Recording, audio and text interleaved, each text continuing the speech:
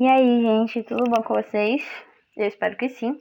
Eu me chamo Ingrid, essa é a segunda aula da nossa sequência de aulas e eu vou explicar estados físicos nessa aula e eu vou ser bem rápida. Então vamos lá. Dois conceitos importantes para o estudo dos estados físicos é força de coesão e força de repulsão. O que é a força de coesão? A força de coesão nada mais é do que a força exercida sobre as moléculas para que elas se aproximem. Um exemplo para se lembrar disso é quando um carro colide no outro. Eles estão se unindo, então força de coesão. E a força de repulsão é quando eles se afastam. Quando um corpo se afasta do outro, repelir, repulsão. Então é a força que é exercida sobre as moléculas para que elas se afastem. E aí vamos lá. Quais são os estados? Sólido, líquido, gasoso. Vamos começar pelo sólido.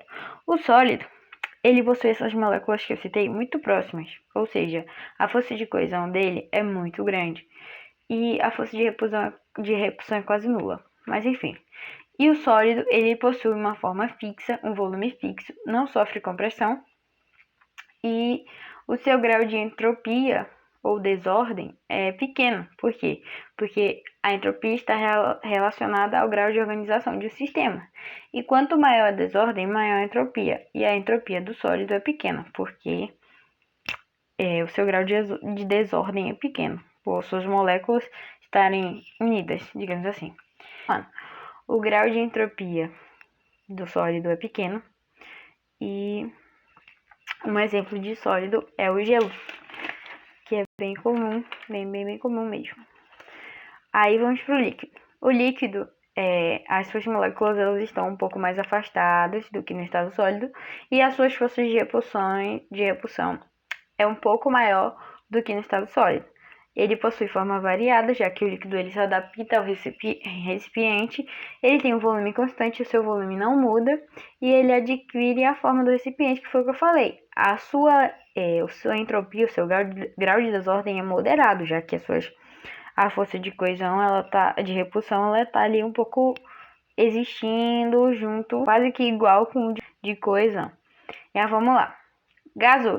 Gasoso, ele tem um movimento bem maior. As suas moléculas elas estão completamente afastadas, quase que completamente, na verdade, uma das outras. Aí, o movimento dessas moléculas é muito maior que no estado líquido ou estado sólido. Sua entropia é muito elevada, ou seja, sua desordem é muito grande.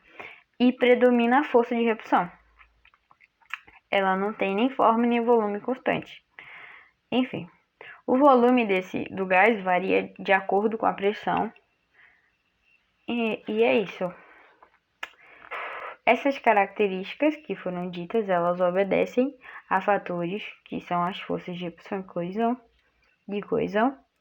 E a mudança do estado, ela depende da quantidade de energia recebida ou perdida pela substância. Vamos lá. E aí a gente vai agora para o processo de transformação. A fusão ela é a passagem do sólido para o líquido pelo meio do aquecimento, né? Quando você aquece. O ponto de fusão é o mesmo que o ponto de solidificação, porque se num processo contrário de perda de calor, quando você está resfriando, esse ponto onde ele aquece, ele também solidifica, se for no processo contrário. O ponto de fusão é onde uma substância ela funde sempre na mesma temperatura em uma determinada pressão, ou seja, o ponto de fusão ele é constante. Aí o que eu botei? Temperatura constante, as substâncias elas aumentam de volume quando elas passam do sólido para o líquido, exceto a água, o ferro e a prata. E é um processo endotérmico. Uai, como assim? Processo endotérmico porque quando você recebe calor, é um processo endotérmico. O corpo ele está absorvendo calor, então, endo. Quando ele perde calor, é um processo exotérmico, porque está liberando o calor, externo. Aí vamos lá. O processo de vaporização é a passagem do líquido para o gasoso. É um processo endotérmico e é dividido em 3 tipos: calefação, ebulição e evaporação. A calefação é o processo de vaporização extremamente rápida. Quando você acende a boca do fogão e depois de um tempo você deixa ela acesa, você pingar uma gota de água, ela vai evaporar na mesma hora.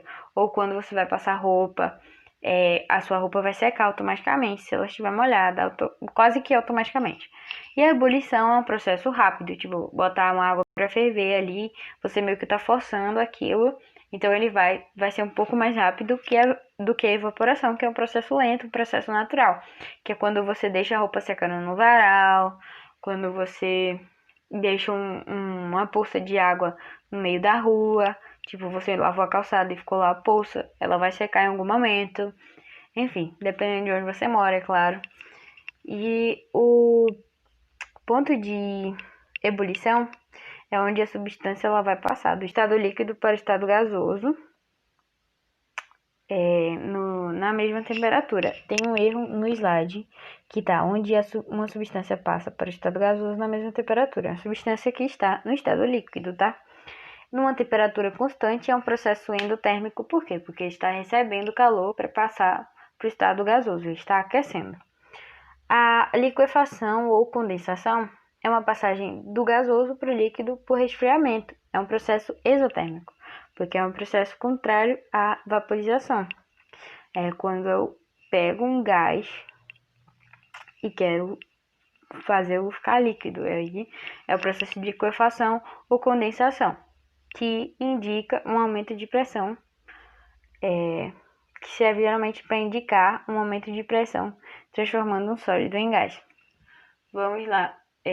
Quando você bota a garrafa d'água, não, quando você está fervendo a comida, e aí você põe um pouco de água e você tampa, o vapor dela vai para a tampa da panela. Então aquelas gotinhas é condensação, porque tipo, ele está subindo numa certa temperatura, só que aí ele vai esfriar, batendo digamos assim, batendo na tampa, e ele vai formar gotinhas de água, que é o processo de liquefação ou condensação, onde ele condensa, ele vai condensar na tampa.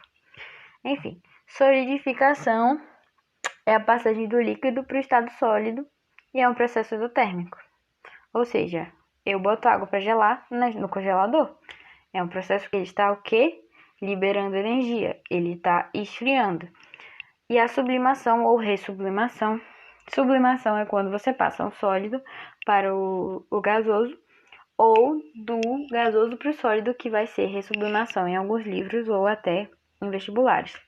E aí, lembrando que além desses três estados tem o plasma e o Bose-Einstein, que são outros estados físicos que eu não expliquei. E eu vou pesquisar se caem ainda e tal. Enfim, é isso, gente. E aí a gente vê o gráfico agora, o gráfico de aquecimento.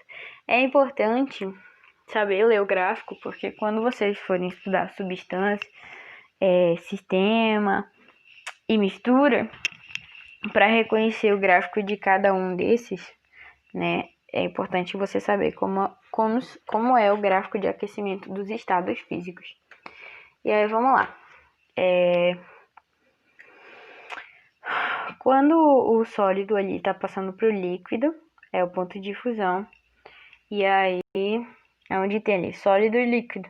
Ele está constante, a temperatura é constante, ela não muda. O tempo pode passar, mas a temperatura ela continua constante, é tanto que a linha está reta. E aí, quando ele está no estado líquido indo para o estado que está aumentando de temperatura, o tempo ele aumenta, que é esse T3 ali, ó, ele está aumentando, mas a setinha de temperatura também está aumentando, ou seja, a temperatura ela é variável.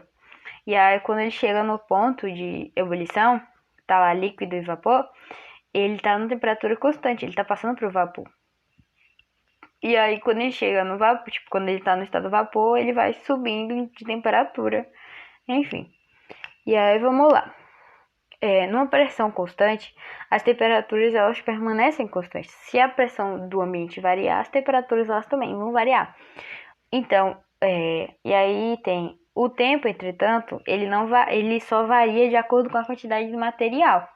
Se tiver muito material, por exemplo, você vai ferver água, ela vai levar um tempo, dependendo da quantidade, por exemplo, 500 ml, ela vai levar um tempo a mais do que 100 ml, porque tem mais material para ser aquecido. E é importante saber disso apenas e resolvam exercícios. Obrigada, deem like, compartilhem com os amigos E me sigam na minha página no Instagram, porque é extremamente importante vocês terem acesso a materiais de auxílio. E podem tirar dúvidas também na DM, porque lá eu tô sempre disponível.